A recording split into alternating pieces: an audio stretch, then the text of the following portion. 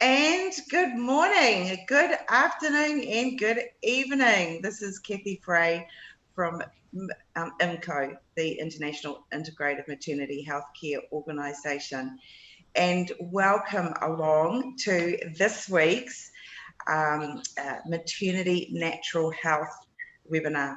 And today, as you all would know, because you've tuned in for it, we have Kirstie. Kirstie, say a big hello. Hello. And we're going to be talking today very particularly about the topic of homeopathy in pregnancy. And that's a topic very close to my heart. I'm not a homeopath, but I've had a lot of experience with homeopathy. So it's going to be really, really neat talking about this topic today. And there's so often during pregnancy, our women are so concerned about, is this safe? Is that safe? Can I take this? Can I take that? And the thing with homeopathy is it is safe. And that's a huge amount of reassurance, which we're going to talk about today. So just a reminder to those of you just tuning in now, we would love to know whereabouts you are in the world. So do go into the chat and let us know where you are, and also let us know your health professional role, or maybe you're a mum expecting a baby. That would be great to know. And also just a reminder that down the bottom is the Q&A button. So if you have any questions for Kirstie, that's the place to put them, and we'll absolutely make sure that we go over those today. All right, so for those, I wanted to give a little introduction to Kirstie, because a lot of times people are watching this after the event. So I'm just gonna move something. No, that's not working. Okay, sorry. I'm not in my normal office, and I'm dealing with one screen instead of two, which is clearly a first world problem. And sorry, let me just see what I've got here. Right, so just a little introduction, and I was just saying to Kirstie, this is so rare that this is a Kiwi speaking to a Kiwi today, and nearly all of our webinars are, I'm speaking to somebody international, and it's nice. So you're going to be all subjected to 2 New Zealand accents today. Poor people. Yeah, so let me just have a look. All right, so Kirstie Richards is a New Zealand-based homeopath and an intuitive healer, and she treats people and pets locally and worldwide. Kirstie first became interested in homeopathy when she was pregnant with her son, which is 18 years ago now, and she started getting all sorts of odd things happening with her body in pregnancy, as we do. All those things that are swept under the carpet, described as minor discomforts of pregnancy, and that it's because you are putting your body into a situation it's never been in before. So, new things can start to appear. And like so many of our clients and mums out there that are pregnant, Kirstie too wanted to find natural and non-harmful ways to treat the symptoms that would be gentle on her, but also completely safe for her baby. And Kirstie planned a water birth at home, and found those homeopathics worked a charm, even though she had no formal training on them at the time, which, so often when we go through the journey of pregnancy and labour and birth and postpartum and being a new mum, it just finds passions in ourselves that we didn't know that we had. And I will definitely tick that box. So let's just start at the beginning, Kirstie, and let's ask that fundamental question for you to explain in a little bit more detail, is how did you get into homeopathy and what is homeopathy? Well, I was working at an organic shop, well, not an organic shop, organic distribution place, and I was a customer services manager there. And one of their products was a range of homeopathics by a brand called Veleda. And people were buying this stuff all the time, and I didn't know anything about it, but it seemed to be really popular. And I thought, oh, well, I'll give it a go, because I was pregnant with my son and having all sorts of strange things, like I was getting irritable bowel syndrome and stuff that had never, ever happened to me before. And I've always been interested in natural health, and I didn't want to start taking pharmaceuticals and sort of going down that route, especially being pregnant. I was worried about, obviously damaging my unborn child and all this sorts of stuff. So I started taking these little drops and little white pellets of things, and it was working, and I had no idea what I was doing. And I thought, okay, well, if it's working when I don't know what I'm doing, what's it going to be like when I actually get some training? But I sort of had a few complications throughout my pregnancy, and it was my first pregnancy, and I really wanted to have a home birth, and a lot of people sort of frowned upon that. And I thought, well, no, I was determined. But I actually had low blood platelets, and they were quite worried about, obviously excessive bleeding. And I had to go to a specialist, and he was like, no, I think you're going to have to go to hospital. And I was like, I don't think I'm going to have to go to hospital. So I was taking some remedies. I had to have blood tests even whilst in labour at home. And my platelets were fine. So I then went on to have my water birth, and I actually ended up calling the midwife. By the time she got there, I was fully dilated, and it was fine. Like it was a beautiful birth, and there were no complications, and it was a very empowering experience. So that was a wonderful introduction to homeopathy for me, just that first-hand experience with very little knowledge at that stage. Yeah. It's that joy of homeopathy, is that when you realise that the remedies are safe, it means that you are able to self-prescribe. And I did exactly the same thing with our 3 children, which we might talk about a little bit later. But yeah, I mean, they were just raised on homeopathy, and they're all now adults, and have never needed to have or had antibiotics for a secondary infection. So that's like 60 years of their existence now, when we add up their ages, or a bit more than that. So that's pretty crazy. And I put that all down to homeopathy as their go-to growing up. So what we're talking about today particularly is what you're calling, heal the mother, heal the child. Do you want to just kind of overview that mentality of what you're talking about there? Yeah, I mean, I think, like I sort of had in my little blurb, I think often when women are pregnant, it's a time of almost an awakening. And, there can be all sorts of things that can come to the fore that could have been sort of swept under the carpet, whether it's past traumas, or maybe it's a bad relationship with a woman's own mother. All these sorts of things can sort of appear out of the blue.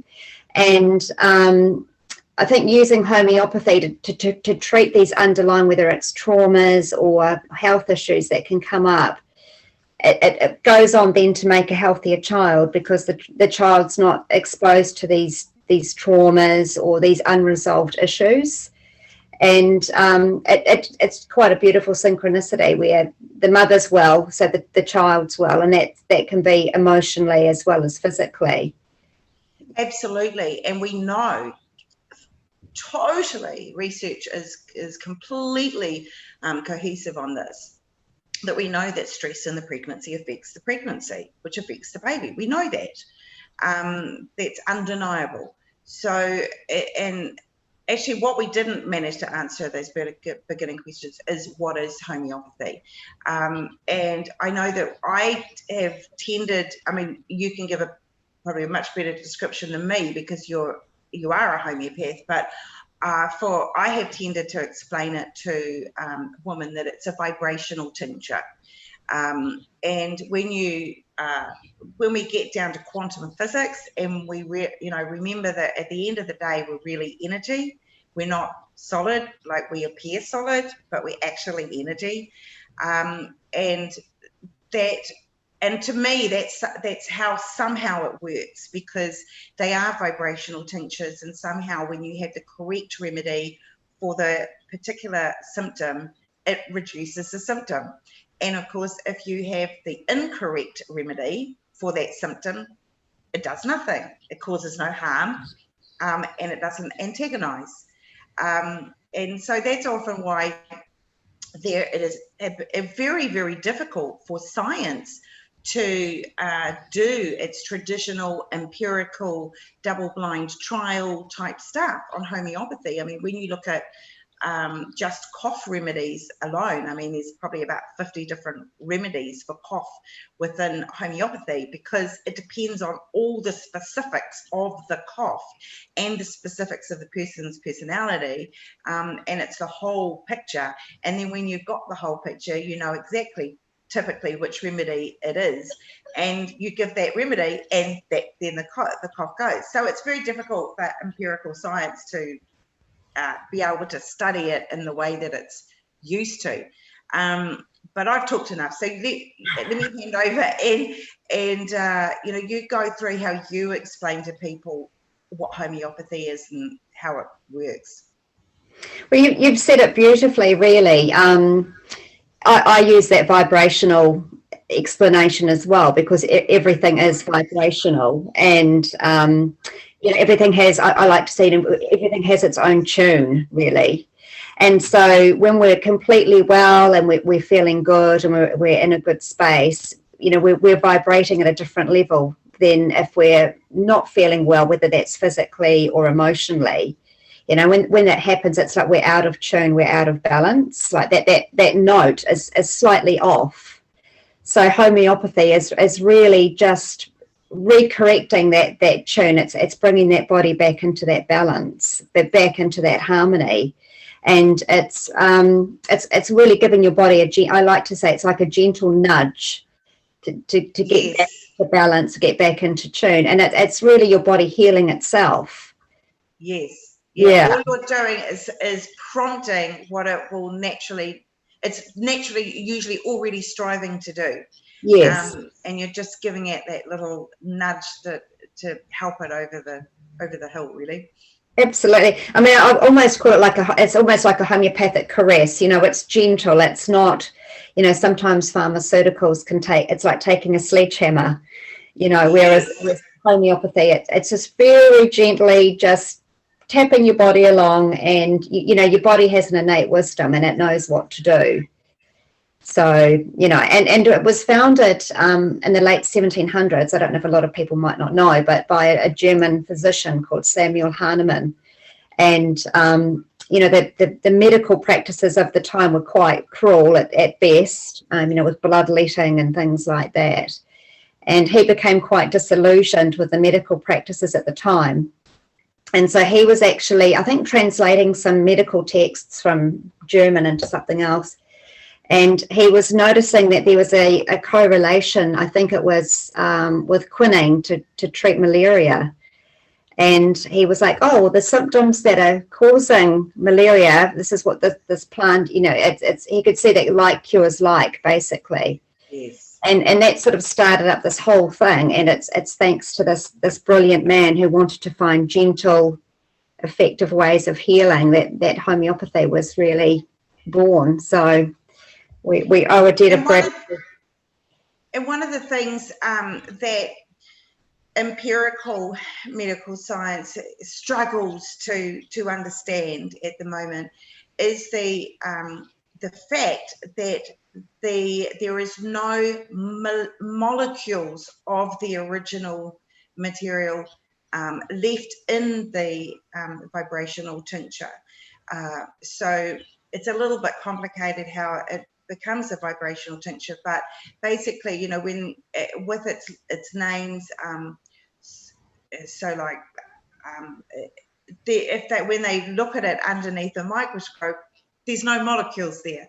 So that makes no sense to modern medicine. It goes, well, how can it do anything? There's no molecule of substance in there. It's just a carrier.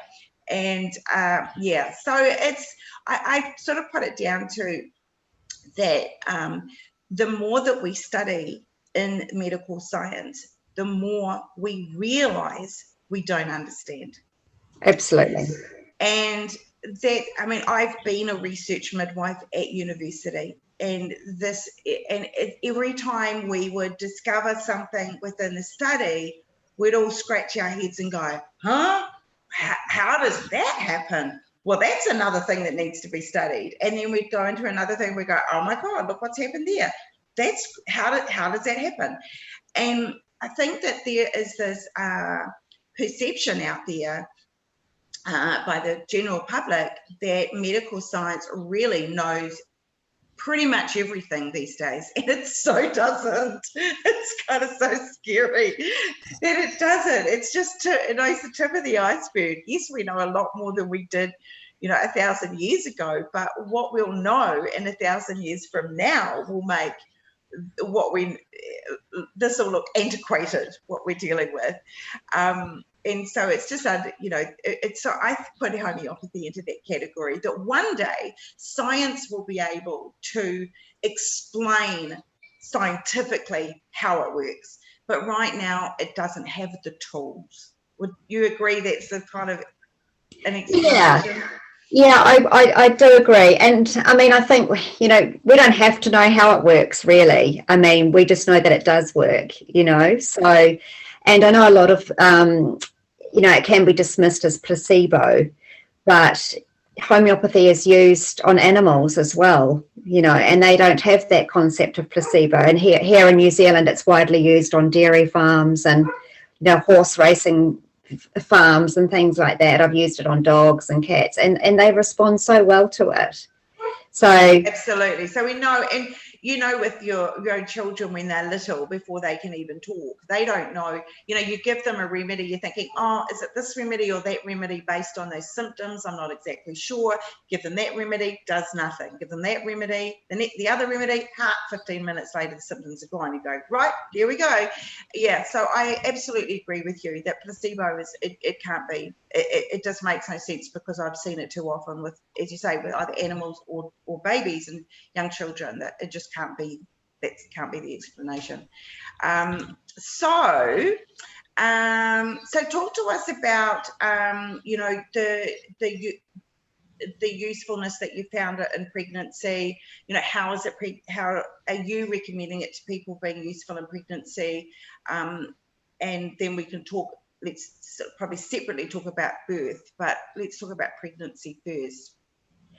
Oh, it's just there's so many things that can be useful for, excuse me, whether it's nausea, sciatica, heartburn, the emotional highs and lows that women can get, strange stomach things like I had. There's a multitude of things. A lot of women also find that they start to have dental issues, and you can use cell salts to help with that. There's like a myriad of things. And the thing I love about it, particularly in pregnancy, is it is so safe. Like you say, if it's not the right remedy, it's not going to do any harm. It's just not going to work. I mean, I will put a little disclaimer on that. Obviously, they are powerful substances, so I wouldn't go taking a remedy day after day after day, forever. Yes, agree. Yeah, because you can create the symptoms that you are trying to treat. Which is we could make it equivalent to, say, somebody that drinks 1 cup of chamomile tea a day, just as a nice sort of relaxant. But if somebody's drinking 10 cups of chamomile tea a day, it's actually going to have the opposite effect.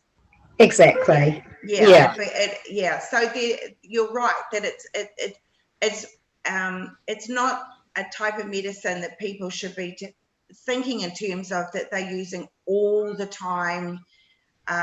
You could say you may use it a lot during a particular remedy during a pregnancy, but you wouldn't be using a particular remedy for years for a chronic condition. not so much. Yeah. Yeah, absolutely. And I mean, the right remedy would fix, a chronic condition, so you shouldn't have to keep taking it like we take allopathic medicines, like a lot of people may have to stay on a medication for years, but with the right homeopathic remedy, they don't have to do that. They might need to take a few remedies and it might take a few months to heal a chronic underlying issue, but then it's resolved and it goes, it goes away. So it's quite a different mindset. Yes. To what we're used to. And we're always treating, because there might be 100 remedies for nausea, but we're always treating the individual. And a lot of people can get confused with that. It's like, well, can you just give me, I've got pregnancy nausea, just what remedy do I need? And it's like, well, can you tell me how you're feeling? And, might ask what them. What time of the day is it? And do you actually vomit or do you not? But this and what's your mindset at? It's so important, and often it's causation too, because I think we can get so disconnected from ourselves that people just think, I've got a pain, and I'm just going to treat the pain. And it's like with homeopathy, it was like, well, what happened prior? Or it's really trying to connect people with those feelings, because usually, because it's a holistic treatment, it's like we're not separate from our emotions. Our bodies aren't disconnected from our heartbreak, so it's all connected. So there's often an emotional factor related to the physical factor.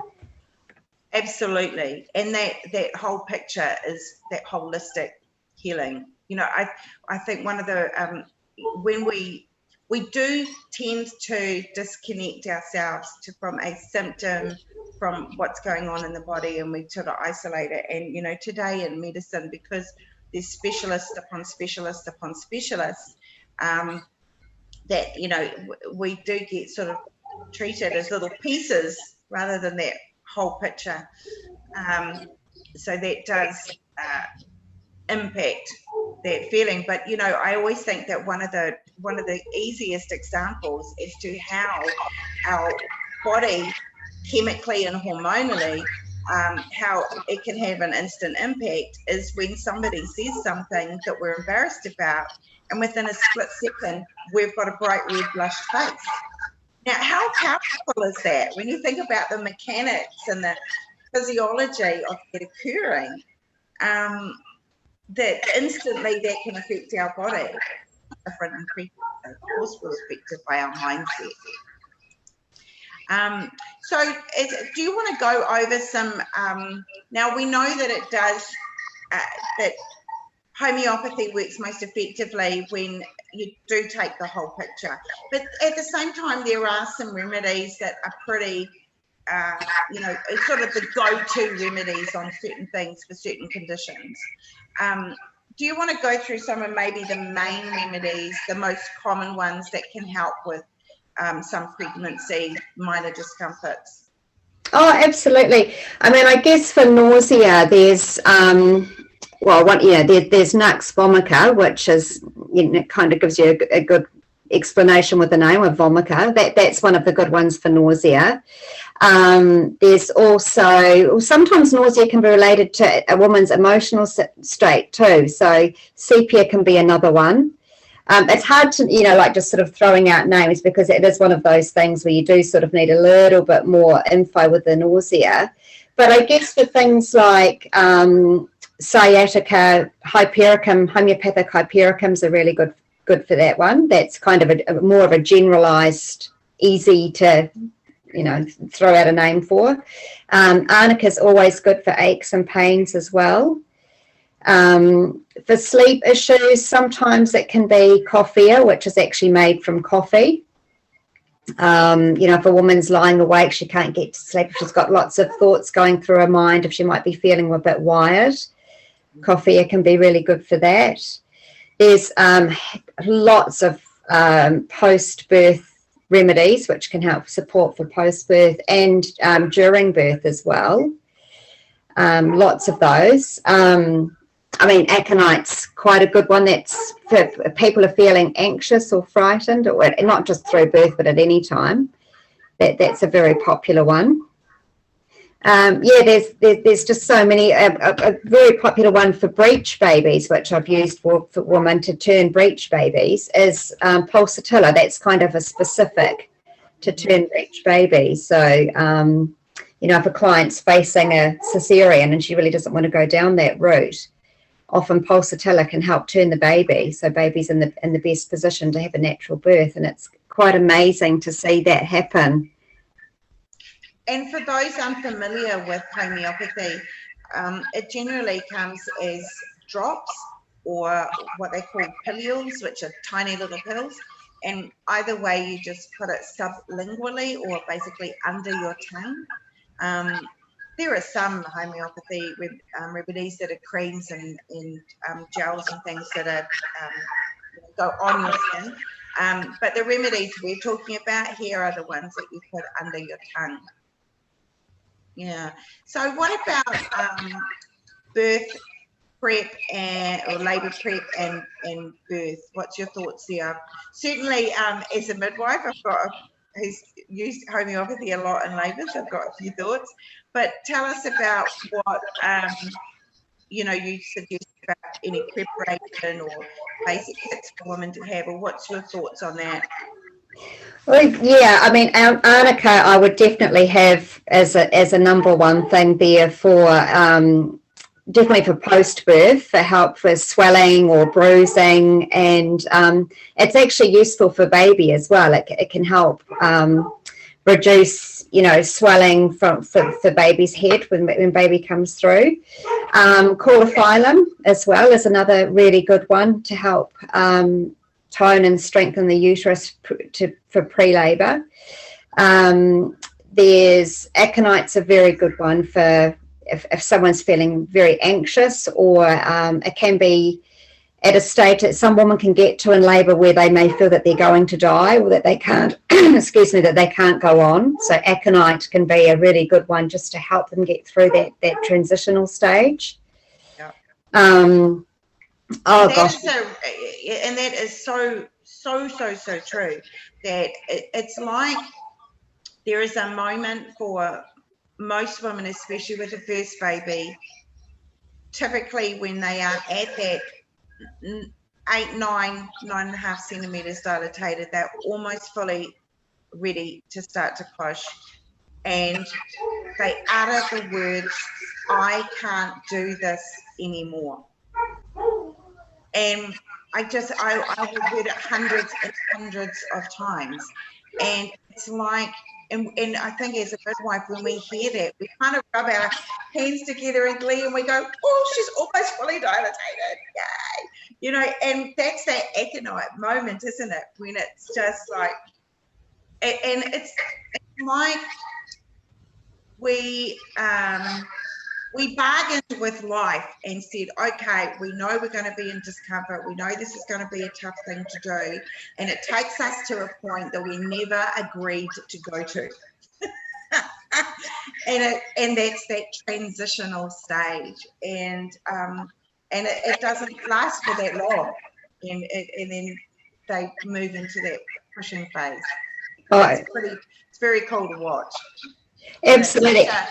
An emotional breakthrough, and women are so proud of themselves afterwards because they were taken to a place they didn't know they were going to be taken to. Absolutely, and it can be a good one for support people or grandparents or birth partners as well.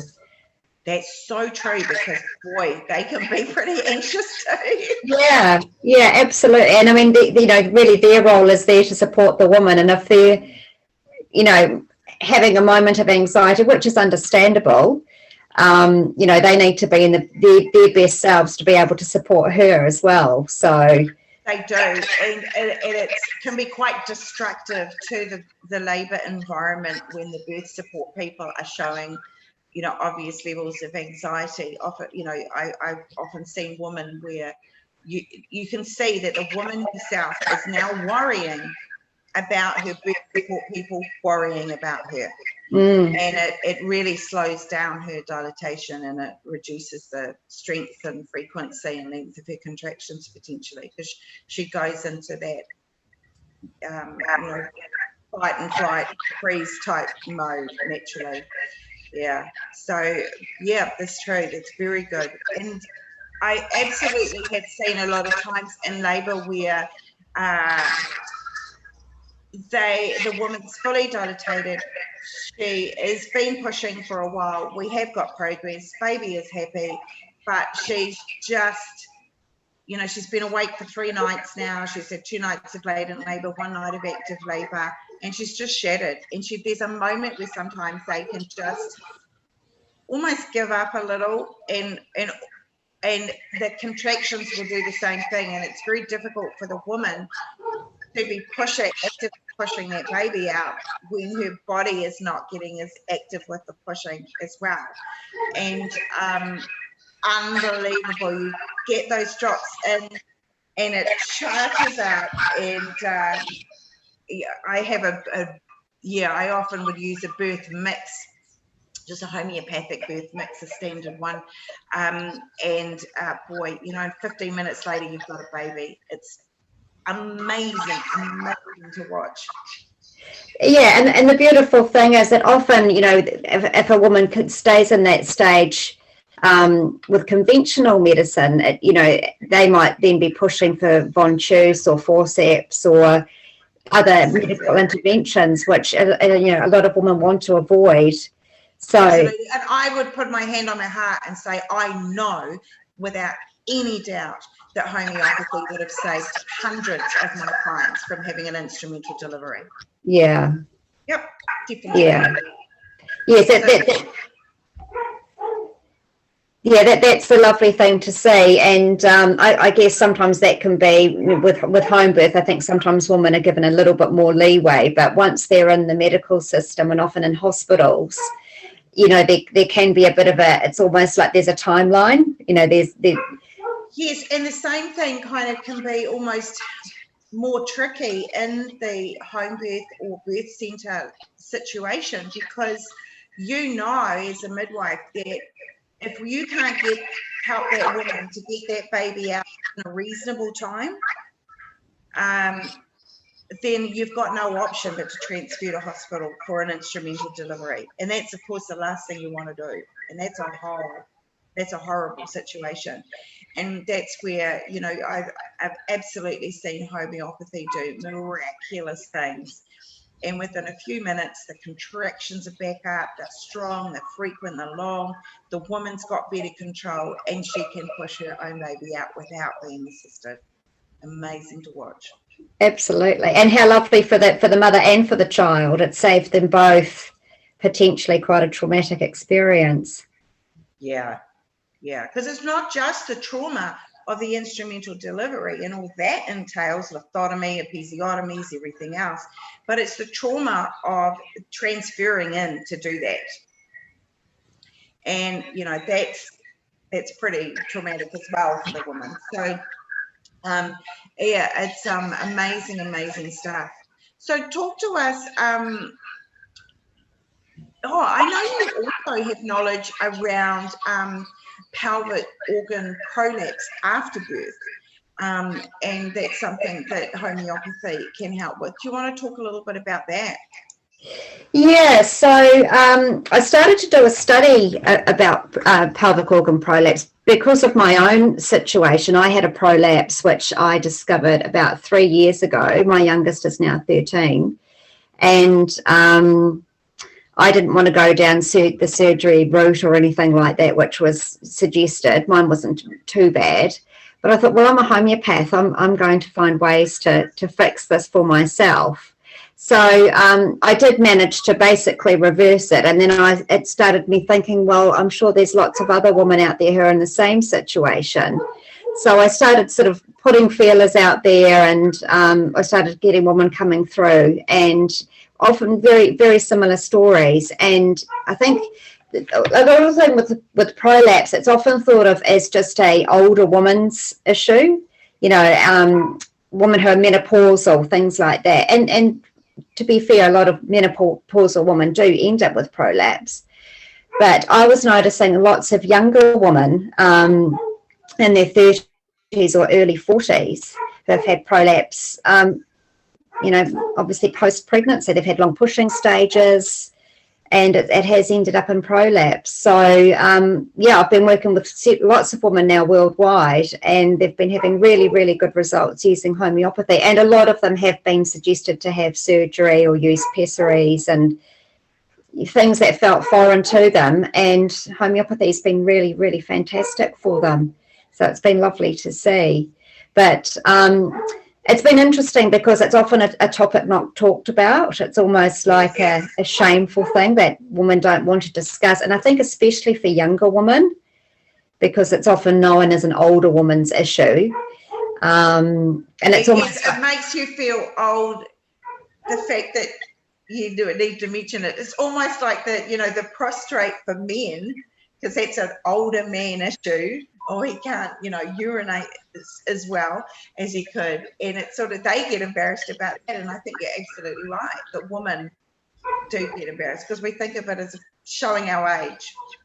Yeah, and I think because it's such a personal thing, it's involving women's genital organs, and often women don't want to, catch up with their friends and say, oh, this is happening. Often women don't talk about it. It's really almost a shameful thing, which is, it's a sad state of affairs that women can't feel that they can be open about these things. So, or as you say, maybe they don't fully realise that that's the issue, because,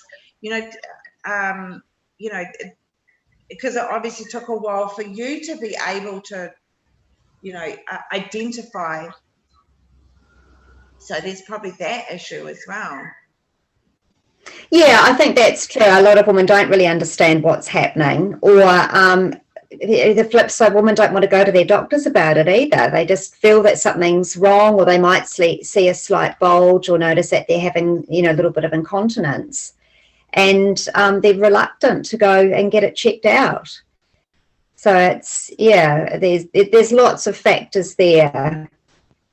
Right. And a lot of women. What's some of the commonest questions or queries that you get from pregnant clients, and the things that you often find that you're helping them with? Is it, you must have a bit of a repetitious theme a little bit.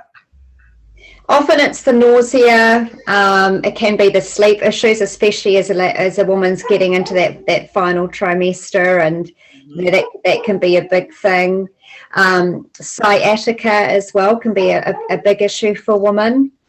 And one thing we haven't touched on is, often sadly not all pregnancies end up with a live birth. So often I have dealt with a lot of women who have had miscarriages, and a lot of incomplete miscarriages too. And homeopathy has been really good to help a woman sort of release, the fetus or the tissue, which often doesn't want to come away. So help her body to naturally expel those, or what we call in obstetrics, the products of conception, and to avoid her needing a D&C, which is, we can't have women with dead tissue inside their uterus. They will get sepsis if that's and which can be pretty serious. And so there's a place for D&Cs. But to say homeopathy can be that support that allows the body to be able to naturally expel it, because the D&C is rough on the womb potentially and can affect, ongoing implantation of fertilized eggs and things. So we don't want to do that routinely. Yeah, and often I find for women, especially with when the tissue doesn't sort of come away naturally, it's often there's that emotional aspect of the woman not wanting to let go, which is totally understandable. It's wanting to hold on to that baby, and the right remedies can help her obviously process her grief, but also to release that baby, and then she can go on to heal and hopefully go on to conceive again. So it can be, homeopathy can be very useful in those situations as well. Yeah.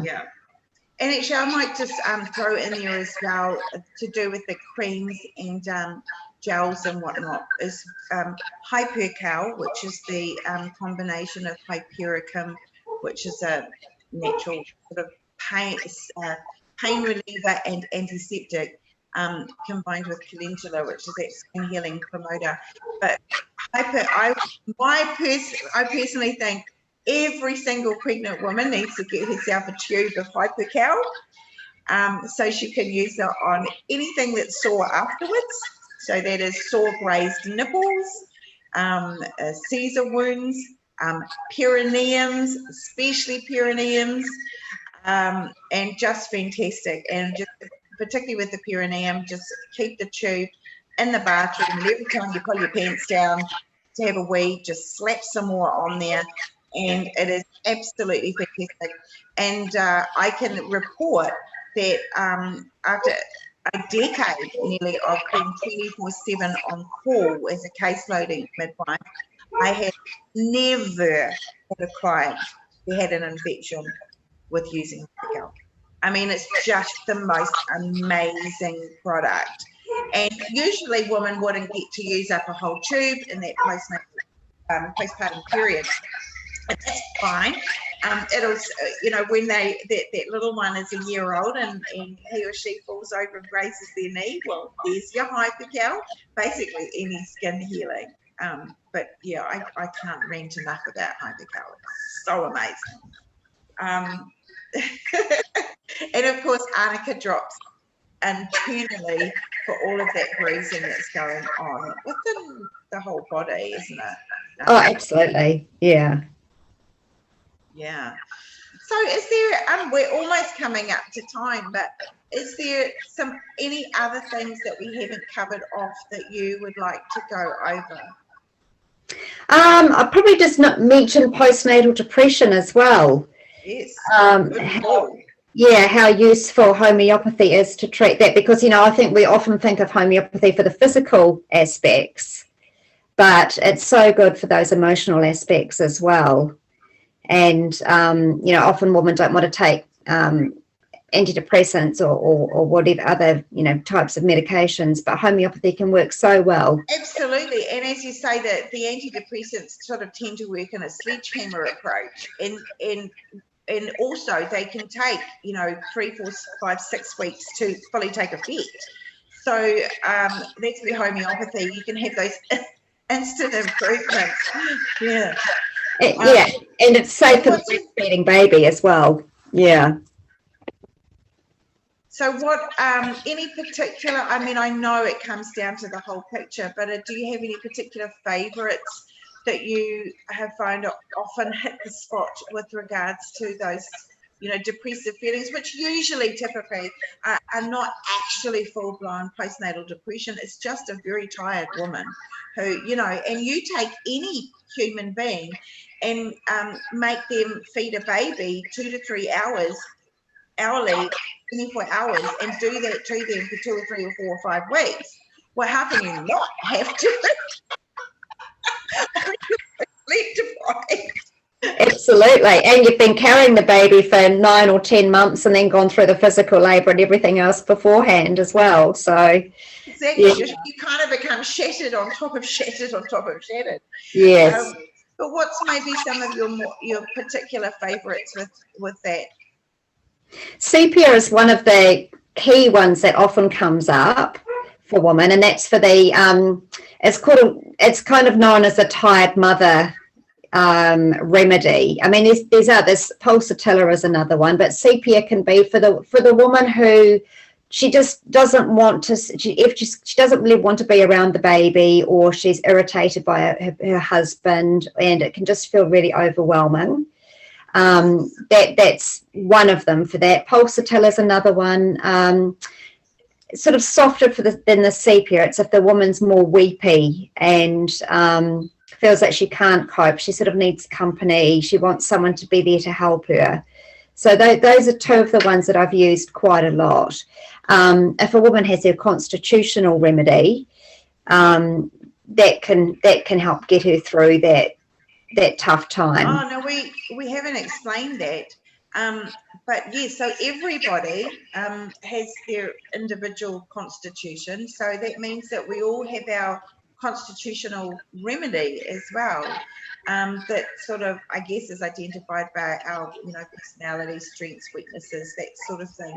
But I know, for example, when our kids were little, particularly when they would have a cold or, when they had some kind of unwellness, then once I've treated that unwellness, then I would be straight back into giving them their constitutional remedy, because it would bring them back to that equilibrium, homeostasis again. And often when homeopaths are dealing with a client's, chronic or acutely chronic issues, it's like peeling layers off an onion, isn't it? And you use this remedy for that, and then this appears, and you use that, and then this shows it's like you use that, and then you finally get to the core, which is that person's constitution, their constitutional remedy. And that's a great thing for women to be aware of, being able to have identified, even pre-pregnancy would be ideal, wouldn't it? What their constitutional remedy is, so that they would have got that in their toolbox afterwards to be able to help themselves return to that homeostatic equilibrium. Yes, absolutely. And I mean, often women can start to exhibit those signs of postnatal depression, during pregnancy. So, I've found that if a woman starts taking the remedy as soon as possible, then chances are that it won't go on to develop further once baby's actually born. So it can really nip those things in the bud, which is wonderful. It's better for her, better for baby, better for everybody, really. Absolutely. Yeah. Oh, that is so good. Well, I've been monitoring questions coming in, and I've made sure we've gone through those. So, and that's so great.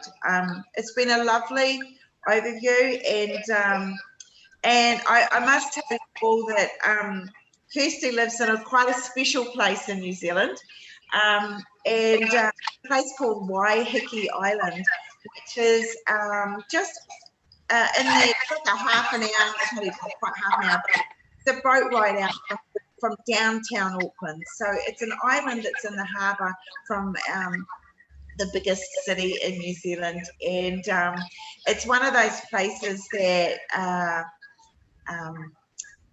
people go there really, it's very for their lifestyle, isn't it? It's very artistic, a little bit hippie-ish, and like there's some beautiful wineries there, and so you live in a gorgeous place. I do feel very lucky to be here, that's for sure. We've got beautiful beaches, and it's a lovely lifestyle. Yeah.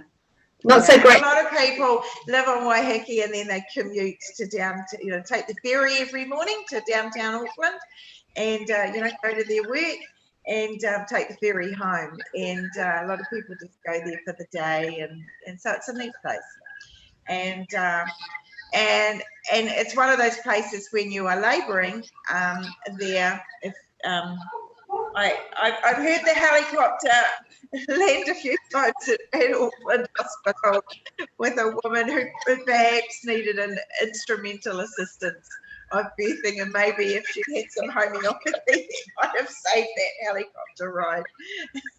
I've got a quick funny story.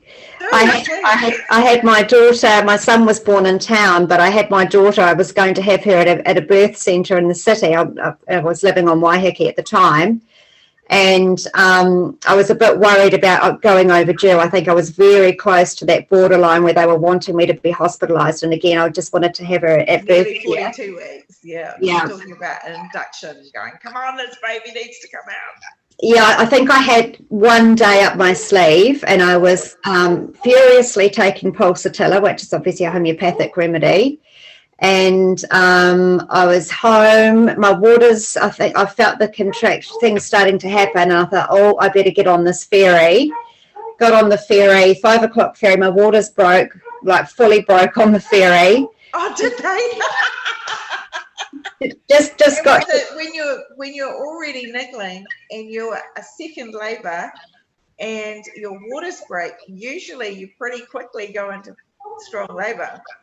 So I was on the ferry, lots of water everywhere, and got wheeled off and got to the birth centre, and I think she was born half an hour later. So yeah, and the birth centre's not that far from from downtown.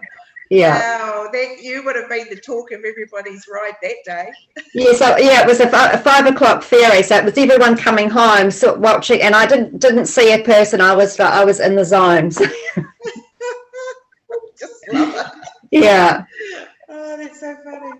But these birth stories are so good.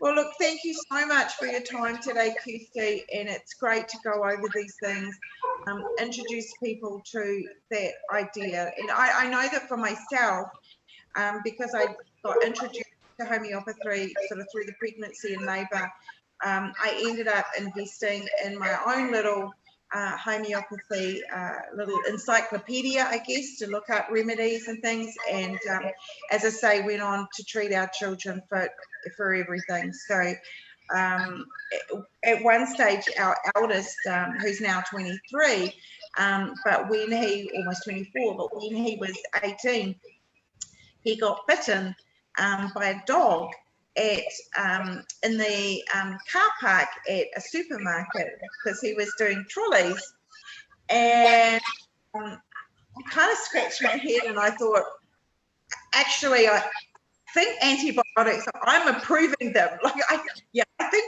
that's a good idea. We don't know what was in that dog's house. And I remember the doctor saying to our son, you know, oh, so do you know if you're allergic to any antibiotics? And he was like, I've never had any.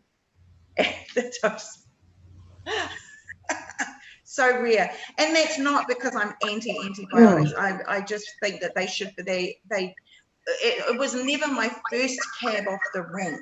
Yeah. You know, I would try homeopathy first, quite prepared to go on to pharmaceutical medicine if need be, but it would just work. Would just work, and the kids would be fine.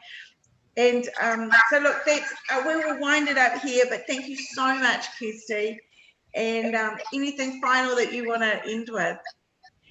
Not really. I mean, it's been lovely to chat to you, and you know, I'm very passionate about homeopathy and about empowering women to treat themselves and their families. And pregnancy is a very special time, and a wonderful time for women to start using it and use it from then on to treat their families and themselves. So, yeah, share the word is basically what I want to say. Yes, agree. Yeah. Oh, thank you so much. And thank you to everybody that was live here today with us. And we know lots of people watch this recording later, but it's always great to have the live participants as well, and your comments are always appreciated.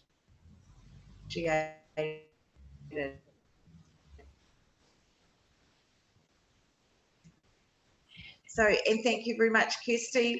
Kiwis today, and we'll say kia ora, which is hello and goodbye in Maori, and wish everybody a wonderful rest of the week. Thank you so much, Kirstie. Thank you. Bye, everybody.